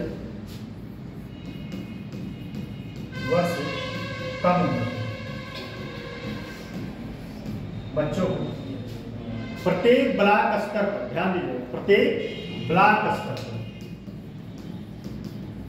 ब्लॉक स्तर पर एक समिति गठित होगी और वह समिति जाके उस ब्लॉक में निरीक्षण करेगी कि कितने ऐसे बच्चे हैं जो बाल श्रम कर रहे हैं, क्या कर रहे हैं, बाल श्रम, और उन बाल श्रमिकों को स्कूल भेजने का प्रयास किया जाए। स्कूल क्या, स्कूल भेजने का, स्कूल में दाखिला दिलाने का, इसलिए नए सवेरा। और आपको बताएं इस योजना से संबंधित पहले जो है सर्व शिक्षा अभियान का एक गाना आता है, एक प्रचार आता है, सवेरे सवेरे। भाई साहब ये गाना सुन के मेरा दिमाग खराब हो जाता है उस टाइम, सही बता रहे। अब तो लगता है कि वो यादें थी। अब उस टाइम ये गाना जब आता था मैं देखता था कौन ये बच्चे हैं, किस प्लेनेट के हैं, कितने खुशी के साथ स्कूल जा रहे हैं, अरे कम है कि स्कूल जाने की इच्छा करते हैं। तो सवेरे सवेरे यारों से मिलने सुने नहीं, गूगल पे सर्च मार, उस पर यूट्यूब पे सर्च मारिएगा आएगा वो है। तो उसमें क्या है, तो इसमें जो है बच्चों को स्कूल भेजना है जिससे उनका विकास हो, ठीक है। अच्छा एक चीज ध्यान दीजिएगा, किसी भी देश की गरीबी को अगर दूर करना है तो अगर अच्छी शिक्षा, अच्छा स्वास्थ्य दिया जाए तो देश की गरीबी दूर हो सकती है। अच्छी शिक्षा, अच्छा स्वास्थ्य दिया जाए तो देश की गरीबी दूर हो सकती है। अगर कोई व्यक्ति शिक्षित है तो ह्यूमन रिसोर्स बन पाएगा, ठीक। इसीलिए आप लोग कहते हैं कोई ना कोई स्किल डेवलप कर लो, ठीक, कोई बैकअप लेके चलो, है गिरने का डर नहीं। आप लोग का किसी का ग्रेजुएशन हो गया नहीं, पीजी कर पीजी कर चल किस सकते एजुकेशन से नेट दो आप, कम से कम नेट निकल जाए, असिस्टेंट प्रोफेसर के लिए स्कूल जाए। आपका पीजी हो गया, चल रहा है, असिस्टेंट प्रोफेसर नेट दे सकते हो आप, पीजी में एडमिशन दीजिए। आपका हो गया, हाँ बीएससी चल रहा है, अच्छा। आपका तो आपको एमएससी करना चाहिए, आप एमएससी ड्रॉप आउट कर दिए, बहुत गलती की। एमएससी से बहुत स्कोप है एग्रीकल्चर में, और प्राइवेट सेक्टर में तो बहुत स्कोप है, गवर्नमेंट सेक्टर में तो है ही है, प्राइवेट सेक्टर में बहुत स्कोप है।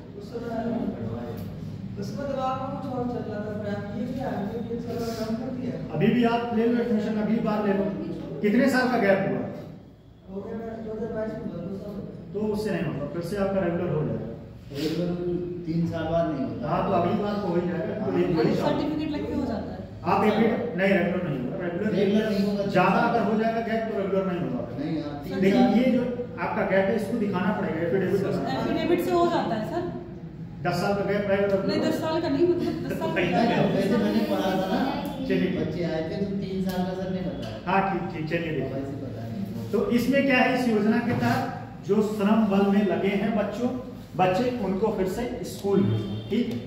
तो क्या है, नया सवेरा कार्यक्रम का उद्देश्य हमारे समाज से बाल श्रम को पूरी तरह, देखिए नया सवेरा कार्यक्रम का उद्देश्य हमारे समाज से बाल श्रम को पूरी तरह से समाप्त करना है। बाल श्रम को पूरी तरह से समाप्त करना है, जरूरतमंद परिवारों को नगद हस्तांतरण, जरूरतमंद परिवारों को नगद हस्तांतरण किया जा रहा है। जरूरतमंद क्या बहुत चल रही है। जरूरतमंद परिवारों को नगद हस्तांतरण किया जा रहा है ताकि परिवार उन बच्चों की शिक्षा जारी रख सके, ताकि परिवार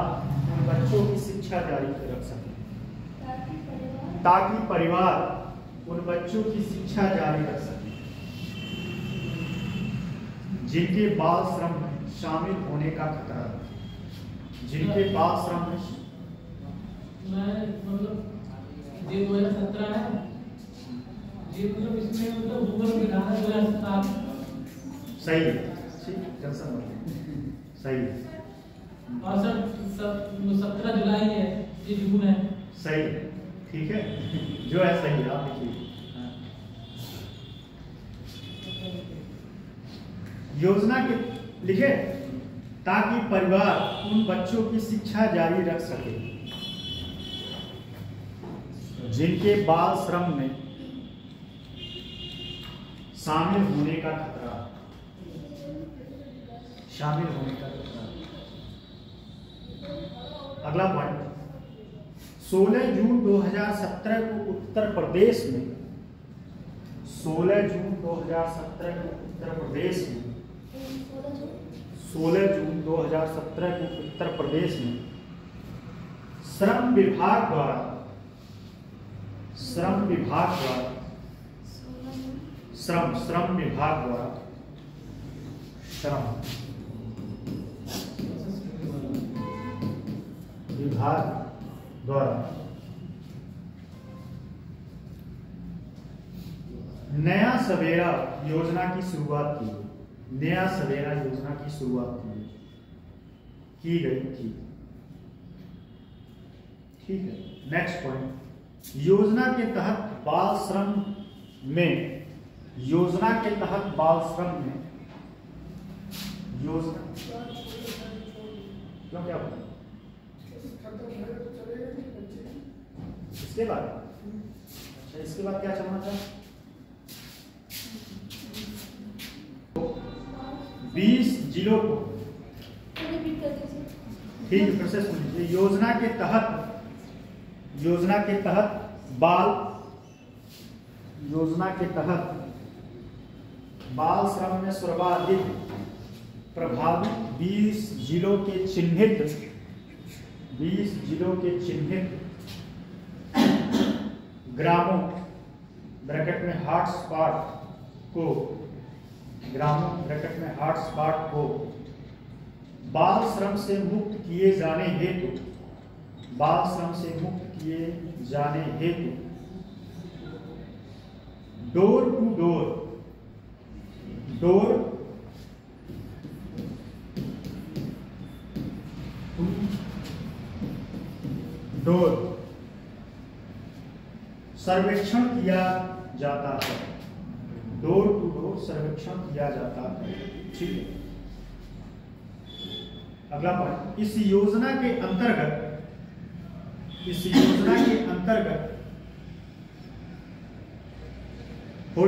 14 वर्ष से कम आयु के सभी कामकाजी, इस योजना के तहत या इस योजना के अंतर्गत 14 वर्ष से कम आयु के सभी कामकाजी बच्चों को, सभी कामकाजी बच्चों को सूचीबद्ध कर,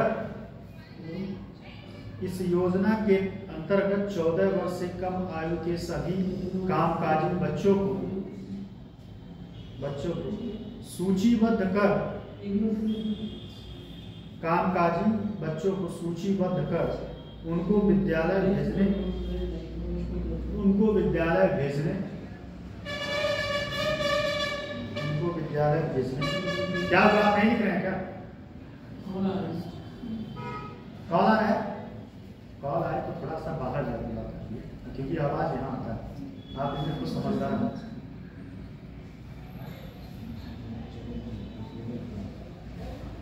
इस योजना के अंतर्गत 14 वर्ष से कम आयु के सभी कामकाजी बच्चों को सूचीबद्ध कर इनको विद्यालय भेजने तथा तकनीकी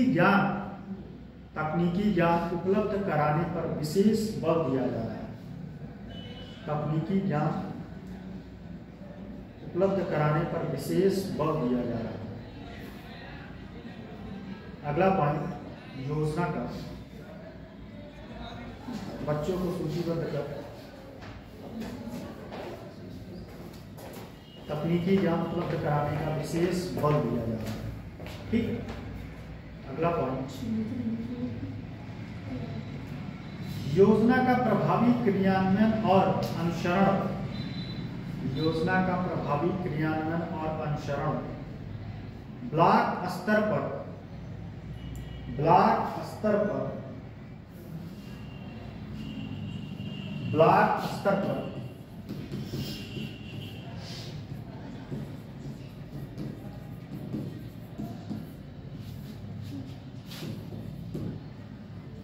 ब्लॉक स्तर पर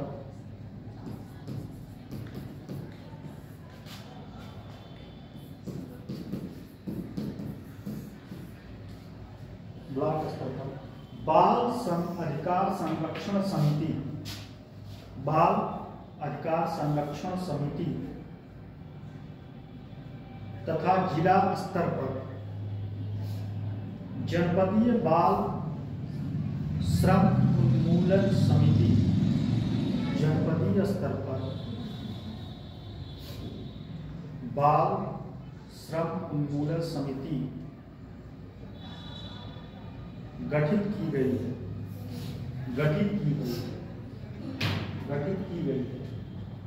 जिससे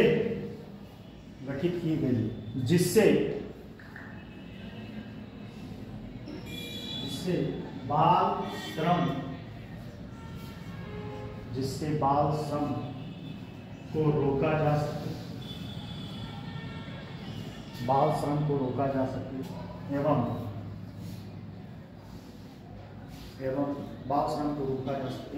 बच्चों का पुनरुत्थान किया जाए,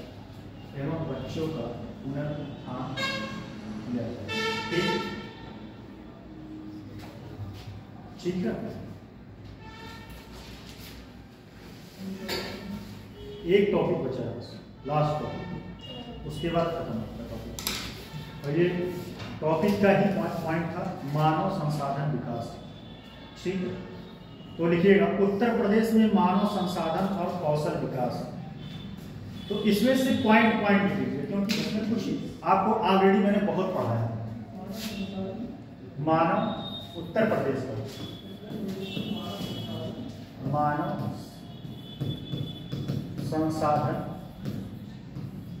संसाधन और कौशल विकास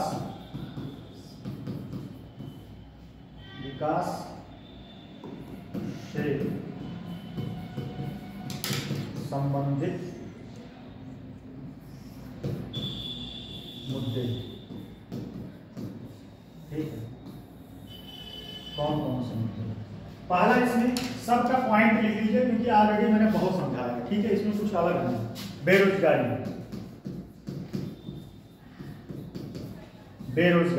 दूसरा है कौशल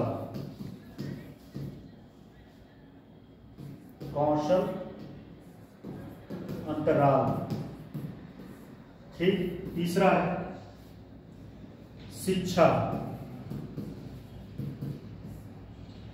शिक्षा संबंधी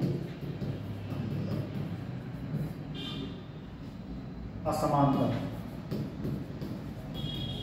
लिख लीजिए, थोड़ा बहुत अभी समझा देंगे अगर कोई मुझे पॉइंट लगेगा। यहाँ उद्योग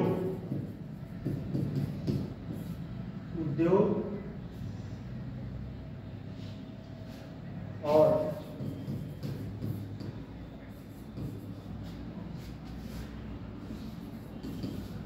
अकादमिक सहयोग,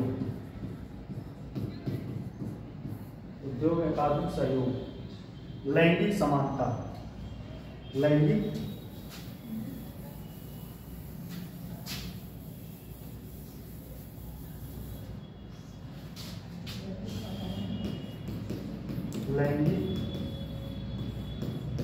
समानता, सब लिख लीजिए पॉइंट। लैंगिक समानता, प्लायन,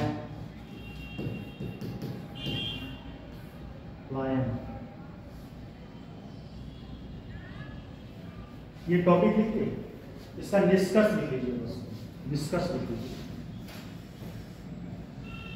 पहले तो इसका भूमिका लिख लीजिए, उसके बाद निष्कर्ष। और ये सब पॉइंट है। भूमिका पहले लिख लीजिए। उत्तर प्रदेश भारत का सबसे अधिक आबादी वाला राज्य होने के बावजूद, भूमिका, उत्तर प्रदेश भारत का सबसे अधिक आबादी वाला राज्य होने के बावजूद मानव संसाधन और कौशल विकास से संबंधित कई चुनौतियों का सामना कर रहा है। होने के बावजूद मानव संसाधन और कौशल विकास से संबंधित कई चुनौतियों का सामना कर रहा है, जो इस प्रकार हैं ये सारे पॉइंट, ठीक। जो इस प्रकार है। ये सारे पॉइंट के बारे में 2-2 लाइन लिखेंगे, अभी मैं समझा दूंगा।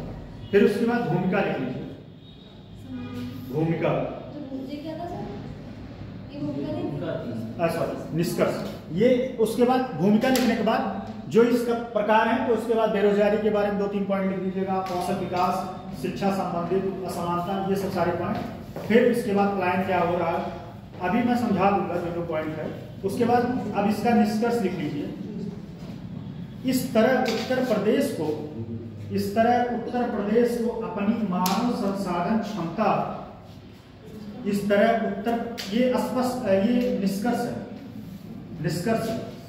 इस तरह उत्तर प्रदेश को अपनी मानव संसाधन क्षमता को विकसित करने और कौशल विकास को, इस तरह उत्तर प्रदेश को अपनी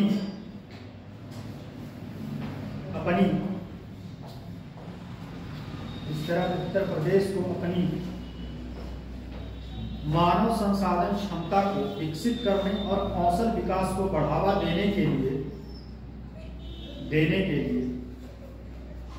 प्रशिक्षण और रोजगार के अवसरों तक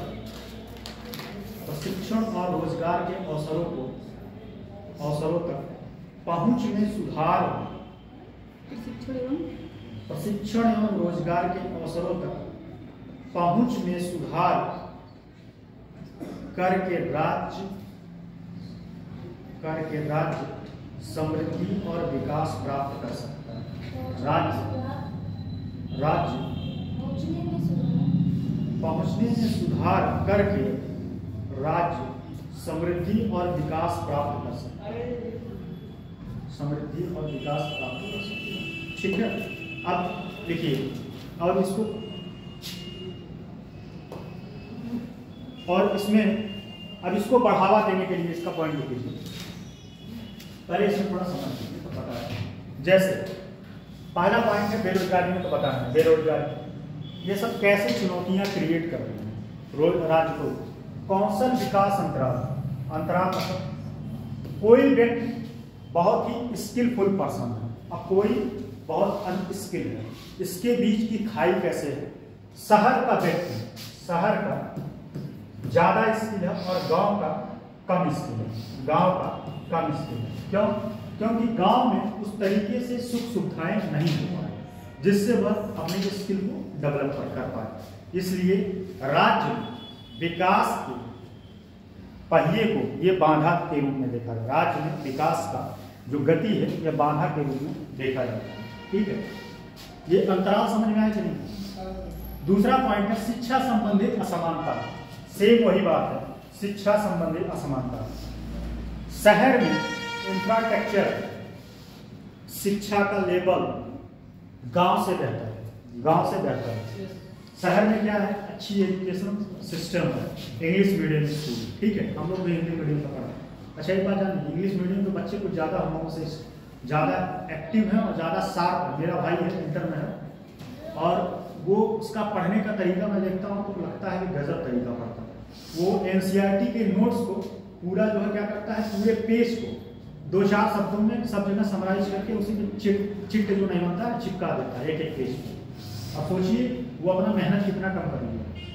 मैं पूछता हूँ उस चिट को पढ़ के पूरे किताब का उस पेज को एक्सप्लेन कर देता है, उस पेज को एक्सप्लेन कर देता है। ये सब तरीका है स्मार्ट स्टडी का, और ये सब तरीका जो है इंग्लिश मीडियम के बच्चे ज़्यादा बेहतर कर पाते हैं हिंदी मीडियम के बच्चों से। ठीक है, क्योंकि हिंदी मीडियम में आज भी उसी पुराने धर्रे से ही पढ़ाई की जा रही है, वही पुराने धर्रे से। इंग्लिश मीडियम में प्रोजेक्ट बनवाया जाता है, नए नए इन्वेंशन किए जाते हैं, इससे उन लोगों का बच्चों का कौशल विकास होता है, स्किल डेवलप होता है। ठीक, तो शिक्षा जो है, शिक्षा में असमानता, शहर के बच्चों के पास सुविधाएं ज़्यादा है, इस वजह से वो ज़्यादा स्किल है, गाँव के बच्चों के पास इसके। अच्छा इसके पीछे एक और कारण है, जो गांव के स्कूल होते हैं प्राइवेट स्कूल की बात करें, वहाँ जो है कोई BA BSc किया है, जाके पढ़ा रहा है, कहीं इधर उधर से BA कर लिया, उसको खुद नहीं पता अपना सिलेबस, हो जाके दूसरे सिलेबस पढ़ा रहा है। और इसके पीछे कारण है, उसको भी भाई 1000 रुपये, स्कूल वाले को जो है पैसा कम मिलता है, अब वो 1000 रुपये देगा। 1000 रुपये में कैसा टीचर मिलेगा, सोच लीजिए, 1000 रुपये में कैसा टीचर मिलेगा। ठीक है, अब हम लोग हैं, हम लोगों को यहाँ बहुत पैसा मिलता है अभ्युदय में। हम लोगों का अभ्युदय को बहुत पैसा देता है टीचर या अभ्युदय कोचिंग। तो इसी वजह से जो है इतना स्किल लोग यहाँ पे आ पाए। ठीक है, अब यहाँ पे स्किल इसलिए लोग आ पाए क्योंकि भाई योजना चल रही है और उसमें बड़े लेवल पे जो है पूरा सिलेक्शन का प्रोसेस है। तो क्या है, असमानता है, इस वजह से जो है विकास की गति धीमी हो रही है। उद्योग अकादमी क्या है, जैसे आप जानते होंगे उद्योग अकादमी जैसे मैनेजमेंट या उद्योग अकादमी में IITs कॉलेज हो गए, सॉरी IIT या IITs दोनों, IIT सॉरी ITI सर ये लिखा क्या है? आई कौन? ये उद्योग और उद्योग एवं अकादमी, हाँ ITI और IIT, ये स्कूल जो है मतलब कॉलेज, ये कॉलेज जो है उत्तर प्रदेश में कम है। ठीक है, ITI कॉलेज कम है, IIT कॉलेज उत्तर प्रदेश में कितने हैं? हाँ IIT 16-17 बात 16-17 6 IIT कॉलेज, 11 IIT कॉलेज, कितने IIT कॉलेज? कौन कौन बता दीजिए अब 4 IIT कॉलेज? कानपुर, हाँ और मुंबई, उत्तर प्रदेश में मुंबई है। उत्तर प्रदेश में, ये तो मुझे पहली बार पता चला। हैं? उत्तर प्रदेश में यार भाई साहब आप लोग इतना गलत कर रहे हो। कानपुर तो सही है, एक और दो हैं, दो एक मेरा पड़ोसी है जहाँ मैं तैयारी कर रहा हूँ, और एक काम 4 आप बताएं, 4 गिनाना पड़ेगा। सर मतलब मैं ध्यान नहीं आ रहा, 4 पहले से बताओ सही हाँ है। तो 4 बताइए ना, 4 बताइए आप कौन सा पहले बताइए सही है 4। हैं? नहीं आप 4 बताइए, आप 4 सर गिनवाइए। ऐसे 11 बता दीजिए, पहले 11 पूछो फिर मैं बताऊंगी 4। 11 बताओ आप, 2 ही, दो IIT। तो सर मैं कुछ तो पास में पहुंची। अच्छा वो कौन सी बात है, पास में ये कोई आंसर थोड़ी है। 2, एक IIT हो गया कानपुर, ठीक, और एक IIT BH, 2 ही IIT। तो ये कॉलेज, ये अकादमियां अगर ज्यादा मात्रा में हो तो वहाँ जो है बच्चे ज्यादा जाएंगे, और बच्चे ज्यादा जाएंगे तो नए नए तरीके से नया चीजें बनाएंगे, जिससे देश की गति को स्पीड मिलेगा, देश की गति को स्पीड मिलेगा। इसमें IIM कॉलेज भी कम है। उत्तर प्रदेश में IIM कॉलेज कहाँ है? IIM कॉलेज में पहले बताइए पढ़ाई क्या होता है?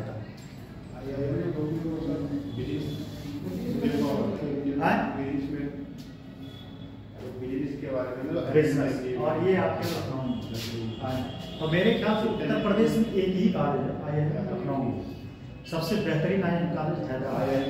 एग्जाम होता है और उसमें बहुत टफ एग्जाम होता है, उसको कौन सा कैट का एग्जाम होता है, उसको जो निकालता है उससे एडमिशन होता है। तो ये सब कॉलेज अगर यहाँ पे ज़्यादा रहेंगे तो क्या होगा, बच्चे जो है स्किल होंगे, ठीक है, शिक्षा का स्तर बढ़ेगा और अपने नए नए तरीके से। अच्छा इसके पीछे एक और समस्या है, अभी मैं आ रहा हूँ कि मान लीजिए स्किल भी हो रहे हैं, ये प्लान, ये बहुत बड़ा काम है, ब्रेन ड्रेन। मान लीजिए आप अपने उत्तर प्रदेश में पढ़े लिखे, पैसा आपको अमेरिका में जाता, आप क्या निकल लिए अमेरिका। अब कहीं न कहीं देश का तो नुकसान हुआ, देश का प्रदेश का सारे जगह का नुकसान हुआ। जो स्किल, जो ब्रेन यहाँ की योजनाओं या यहाँ पे कुछ नया कर सकता था, वह पैसों की वजह से दूसरे देश चला गया। ठीक है, तो ये ब्रेन ड्रेन भारत के साथ बहुत बड़ी समस्या है, बहुत बड़ी समस्या। तो ये कारण क्लाइंट समझ के, लैंगिक असमानता, लड़कियों के साथ ज्यादा भेदभाव होता है। मैं एक बार पहले भी एग्जाम्पल बताया था कि जैसे अगर किसी परिवार को जो है 10,000 रुपये इनकम है, अगर वह एक बच्चे को सिर्फ पढ़ा सकता है तो सबसे पहले प्रेफर करेगा अपने बेटे को पढ़ाएगा। ठीक है, तो ये भी समस्या है, लैंगिक असमानता। अगर यही बात मेरे रिलेटिव है, मैं बताऊं, वो भी जो है क्या है, अपने एक बच्चे को इंग्लिश मीडियम में, एक बच्चे को हिंदी मीडियम। मैंने कहा ये बहुत गलत है, आप दोनों को इंग्लिश मीडियम में पढ़ाइए, तो दोनों को हिंदी मीडियम में पढ़ाइए, बाद में दोनों पढ़े इंग्लिश मीडियम में। तो ये सब सारी समस्याएं हैं, समस्याएं समझ में आए, और इसी को पलट दीजिए तो क्या होगा? हैं? समानता हो जाएगा या बढ़ावा मिल जाएगा? तो बढ़ावा लिखवाने की जरूरत है। तो मिला जुला के इतनी सीखा बात। योजना समझ में आ गई? बहुत सारी योजनाएं। कल अब नेक्स्ट डे जब मिलते हैं तो आपको आंसर बताए, क्वेश्चन बताएंगे कौन कौन सा क्वेश्चन इस टॉपिक से आया है। ठीक है?